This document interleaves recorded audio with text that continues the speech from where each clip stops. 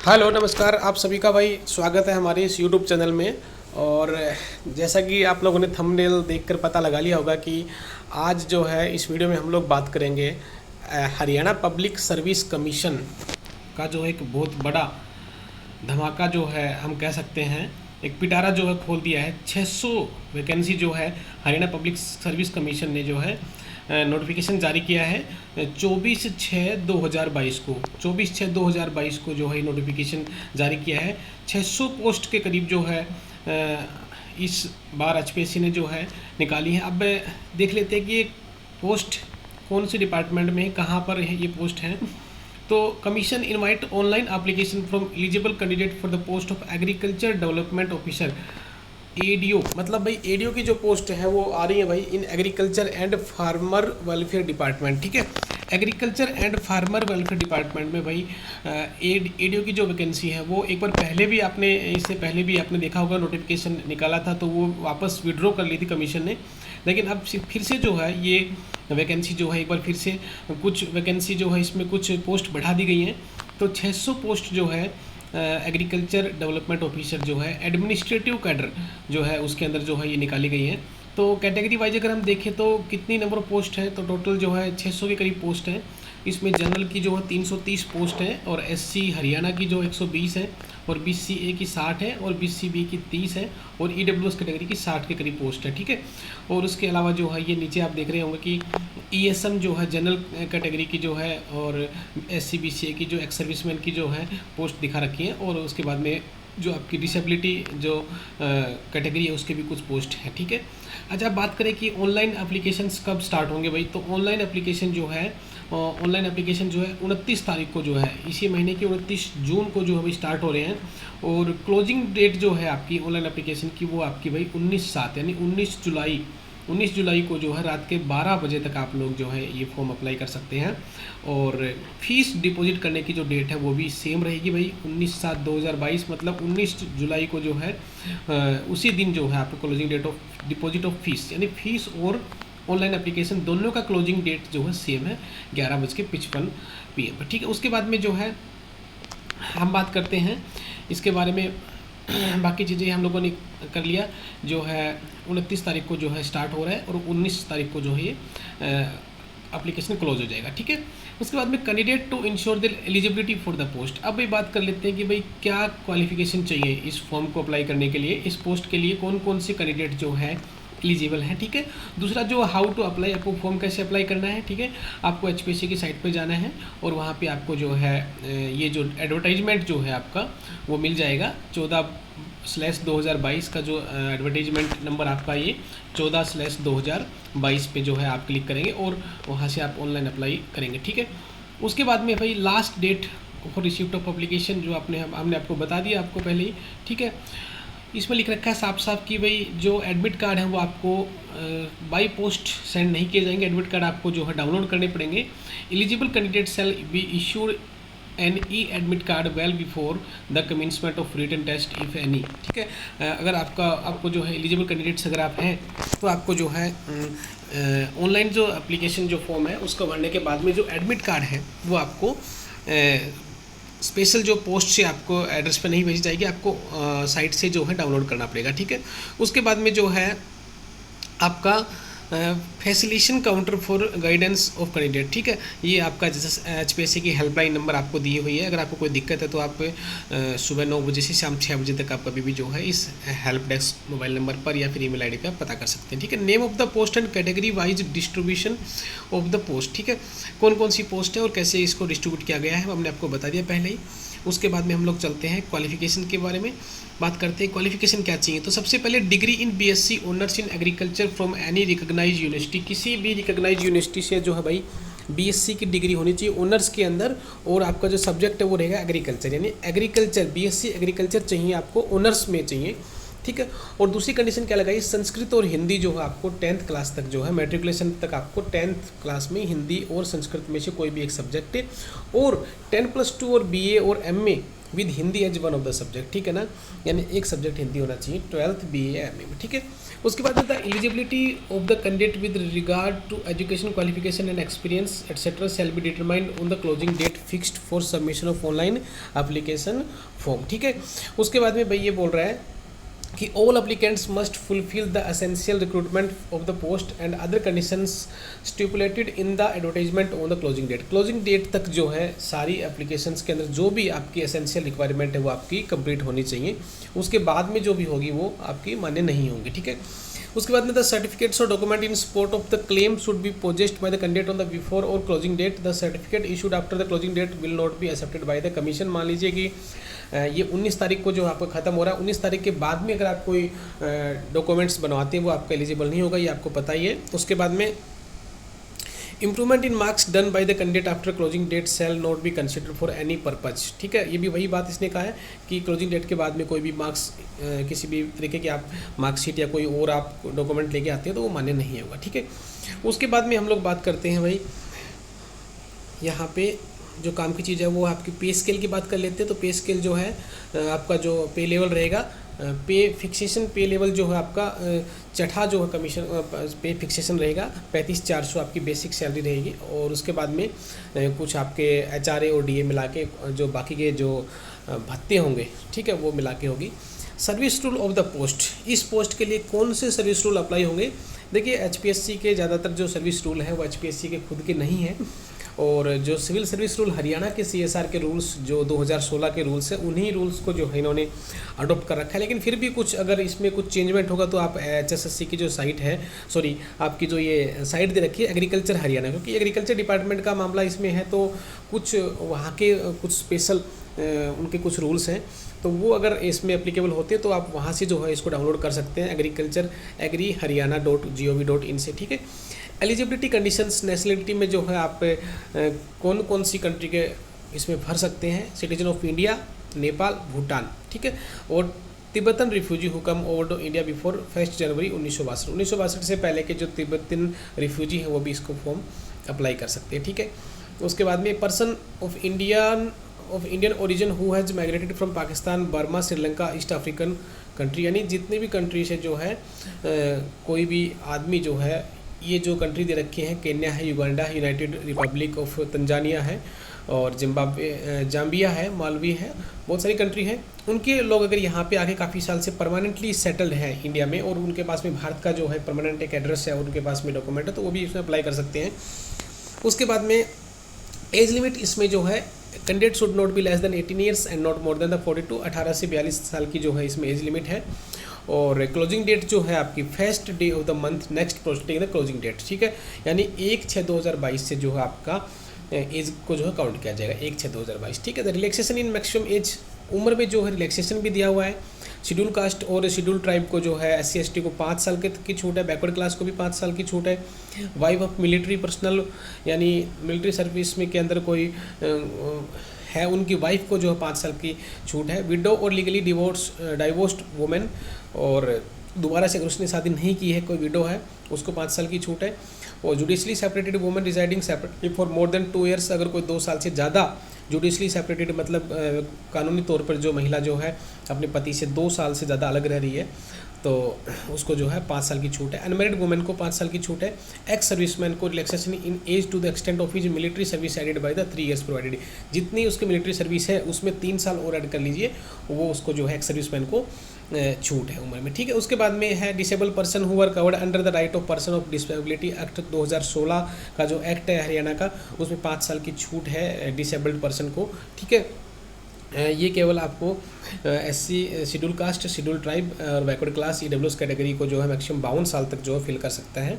और person who have already worked in present working and ad hoc contract basis daily basis in any department corporation of Haryana board, यानी अगर कोई आदमी पहले, कोई पर्सन जो है कैंडिडेट जो है पहले हरियाणा के किसी डिपार्टमेंट में काम कर रहा है तो उसको उसकी जितनी साल की equal to the number of complete years only on equivalent post on ad hoc, ठीक है, इसके बराबर अगर पोस्ट है, यानी अगर ये C लेवल की पोस्ट है तो C लेवल की अगर आपने कोई गवर्नमेंट जॉब कर रहे हैं तो उसका जो एक्सपीरियंस है equal to the number of complete years, आपने कितने साल उसमें काम किया है, ठीक है, वो आपको रिलैक्सेशन होगा। Relaxation in the maximum age to the candidate belonging to SC ST category shall be available only we have the post are reserve for this category, यानी रिजर्व कैटेगरी के लिए ही, अगर आप जनरल कैटेगरी में fight करते हो तो आपको छूट नहीं है, ठीक है।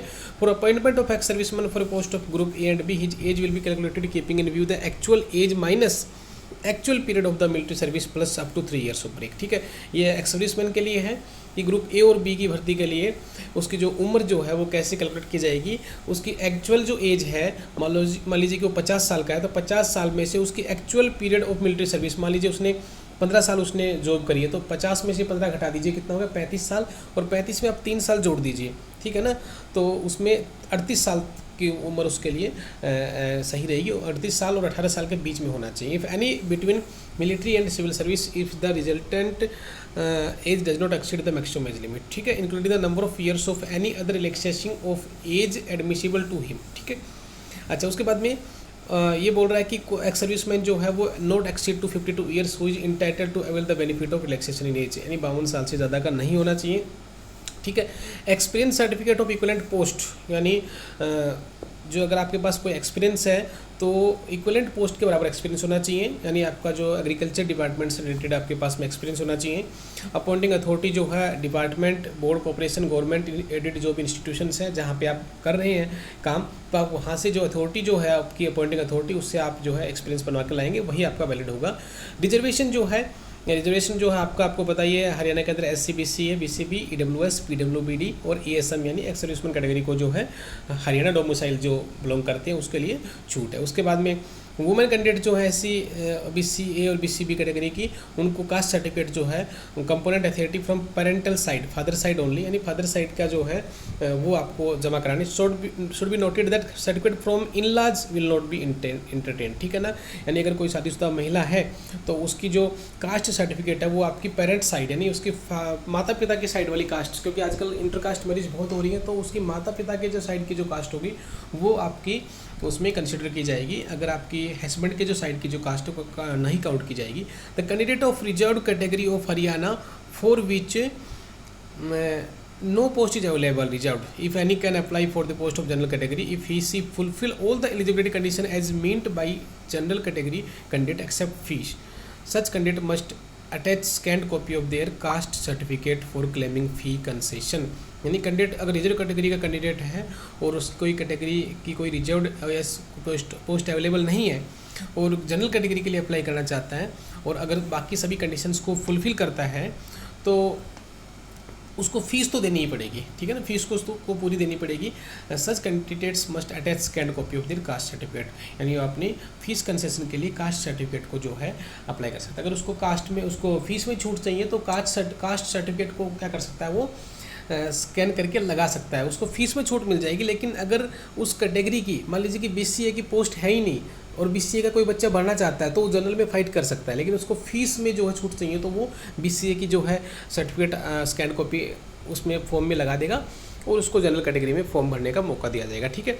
उसके बाद में reserve category candidate belong to other state will compete against the post meet for general category and will be consider general and reserve category candidates. Reserve category candidate belong to other state, अगर कोई SC BC candidate है वो other state से आता है और वो अगर हरियाणा में अप्लाई करता है तो उसको जो है जनरल में काउंट करते हैं, आपको पता ही है, ठीक है, ये सभी भर्तियों में रूल होता है, ठीक है ना।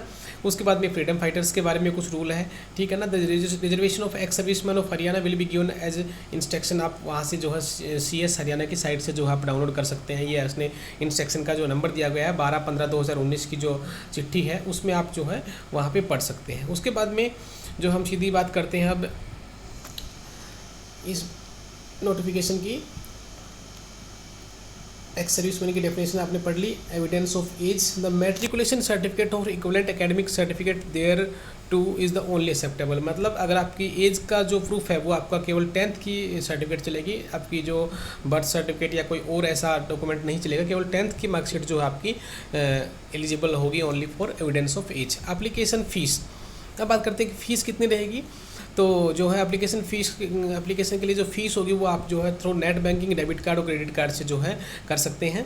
Male candidate of general category including dependent son of ex serviceman of Haryana, यानी एक्स सर्विसमैन का डिपेंडेंट है, मेल कैंडिडेट है और जनरल कैटेगरी का है और रिजर्व कैटेगरी का है अदर स्टेट का, तो उसको 1000 रुपये फीस है, ठीक है। फॉर ऑल फीमेल कैंडिडेट जो हैं जनरल कैटेगरी के including female dependent of ESM, ex serviceman की डिपेंडेंट है, फीमेल है, तो वो जो है अदर स्टेट की हो या फिर हरियाणा स्टेट की हो, जनरल कैटेगरी की, तो उन सभी के लिए 250 रुपये है। और for male and female candidate of SC BCA BCB SC और ESM कैटेगरी के जो मेल और फीमेल कैंडिडेट हैं हरियाणा के जो ओनली हैं, उनको 250 रुपये फ़ीस लगेगी। और आपके जो EWS कैटेगरी के जो बंदे हैं, बच्चे हैं हरियाणा के, वो उनके 250 रुपये फ़ीस लगेगी। और डिसेबिलिटी के लिए कोई फ़ीस नहीं है, ठीक है। तो फीस का स्ट्रक्चर आपको समझ में आ गया होगा। पहला जो पॉइंट है वो फिर से बता दूँ, मेल कैंडिडेट हो, जनरल कैटेगरी का हो, इंक्लूडिंग एक्स सर्विसमैन का डिपेंडेंट हो, ठीक है, और जनरल कैटेगरी का हो या फिर किसी रिजर्व कैटेगरी का अदर स्टेट का हो, सभी के लिए 1000 रुपये, ठीक है। उसके बाद में एक बार फीस जमा करने के बाद आपको फ़ीस रिफंड नहीं होगी, आपको पता ही है। उसके बाद में स्पेशल इंस्ट्रक्शंस, ठीक है। अब हम बात करते हैं डॉक्यूमेंट टू बी अपलोडेड, कौन कौन से डॉक्यूमेंट आपको अपलोड करने हैं। तो सबसे पहले scanned photo duly signed by the candidate, photo जो है वो स्कैन करानी है आपको ड्यूली साइंड सिग्नेचर करके। Scanned signature of the candidate के सिग्नेचर भी स्कैन कराने हैं। Scanned copy of degree and marksheet of education qualification. Education qualifications के देखिए यहाँ पे दोनों चीज़ें हैं, डिग्री भी आपको क्या करवानी है, स्कैन करवानी है, और आपको मार्कशीट भी स्कैन करवानी है, ठीक है। अगर आपके पास में ग्रेजुएशन है तो ग्रेजुएशन की डिग्री प्लस ग्रेजुएशन की जो है मार्कशीट्स जितने भी आपके सेमेस्टर्स हैं सभी की, ठीक है। Scanned copy of SC BCA BCB EWS ESM जितने भी आपकी आप फ़ायदा लेना चाहते हैं कैटेगरी का, वो आपकी SC BC कैटेगरी का जो भी है वो आप डाउनलोड कर स्कैन कराएंगे, ठीक है। स्कैन कॉपी ऑफ PWD जो भी आपकी फिजिकल हैंडीकैप की है, और आपकी हरियाणा डोमिसाइल सर्टिफिकेट आपको स्कैन कराना है। अगर आप अदर स्टेट से तो आपको नहीं कराना है, आप जनरल कैटेगरी में काउंट होंगे। Scan copy of NOC from department for Haryana government employ हुआ साइन बॉन्ड, यानी अगर कोई हरियाणा गवर्नमेंट का एम्प्लॉय है या फिर वो मतलब कॉन्ट्रेक्चुअल बेस पे लगा हुआ है, ऑलरेडी जॉब कर रहा है, तो वहाँ से एक NOC जो है डिपार्टमेंट से स्कैन कराएगा, ठीक है। Scan copy of proof of having worked and ad hoc basis, किसी डिपार्टमेंट में डेली वेजेज बेसिस पे वर्क चार्ज या फिर कॉन्ट्रैक्ट बेस है एडॉक बेस पे किसी भी डिपार्टमेंट बोर्ड और कॉरपोरेशन में अगर वो जॉब कर रहा है, तो अगर उसको एज में रिलैक्सेशन चाहिए तो वो स्कैन कॉपी ऑफ प्रूफ, यानी वो उसमें काम करा उसके लिए प्रूफ जो है डिपार्टमेंट से लेके, और वो स्कैन करा देगा। NOC by the employer, NOC के बारे में बता रखा है, मैंने आपको बताई दिया NOC के बारे में। और उसके बाद में extra time of PWD category, जो आपकी जो आपकी फिजिकल हैंडीकैप जो कैंडिडेट हैं उनके लिए एक्स्ट्रा टाइम जो हो दिया जाएगा, वो इसमें लिख रखा है, आप उसमें पढ़ लेंगे कि कौन कौन सा कैटेगरी के लिए कौन कौन सा कितना टाइम जो है एक्स्ट्रा दिया गया है, ठीक है। उसके बाद में जो है पेनल्टी फॉर सर्टेन एक्ट्स, उसके बाद कोरस्पॉन्डिंग विद द कमीशंस, और उसके बाद में है general instructions, use of any mobile phone, ये आपको जब एडमिट कार्ड आप डाउनलोड करेंगे तो एडमिट कार्ड के अंदर जो है आपका आ जाएगा। और withdrawal of applications, no request for withdrawal of candidate received from the candidate after she submit is application will be entertain under any circumstance, ठीक है ना। No request for withdrawal of candidate से रिसीव्ड, यानी एक बार आपने form apply कर दिया तो आपको विड्रॉल एप्लीकेशन विड्रॉल नहीं होगी, ठीक है। तो ये था जो है आपका हरियाणा पब्लिक सर्विस कमीशन का जो है एक नोटिफिकेशन जो 24/6/2022 को आया है। और तो जो कैंडिडेट जो है इसके लिए एलिजिबल है वो अपना फॉर्म अप्लाई कर दीजिए। फॉर्म अप्लाई करने की डेट मैंने आपको बताई दिया, 29 तारीख से स्टार्ट हो रहे हैं, और ज़्यादा भीड़ ना हो तो आप पहले इसको फॉर्म को अप्लाई कर दीजिए। BSc एग्रीकल्चर BSc ऑनर्स के बच्चे ही इसमें जो है पार्टिसिपेट कर रखे, बहुत अच्छा मौका है आपको डायरेक्ट जो है ग्रुप A और B में जाने का। ADO एक बहुत बड़ी पोस्ट होती है डिपार्टमेंट में, ADO की जो पोस्ट होती है बहुत बड़ी मानी जाती है। तो आप एग्रीकल्चर डिपार्टमेंट में अगर आप सीधी ADO की भर्ती निकल रही है तो आप उसका फ़ायदा उठा सकते हैं। तो मैं आप सभी को बधाई देता हूँ एडवांस में कि आप जो है इसमें जो है पार्टिसिपेट करेंगे, अपना अप्लाई करेंगे, और भविष्य में आपको जो है एक अच्छी नौकरी मिलने वाली है और आप ADO बनने वाले हैं। तो इस प्रकार के जो नोटिफिकेशन समय समय पर जो भर्तियों के नोटिफिकेशन जो है हरियाणा के जब भी आते रहेंगे, आपको जो है हमारे चैनल पर इसकी अपडेट मिलती रहेंगी। अगर आपको हमारी दी हुई जानकारी अच्छी लगी तो आप हमारे चैनल को लाइक कर दीजिए, सब्सक्राइब कर दीजिए, अपने साथियों से शेयर कीजिए, और जितने भी साथी इस पोस्ट के लिए एलिजिबल हैं उन सभी के साथ में शेयर कीजिए। धन्यवाद। जय हिंद, जय भारत।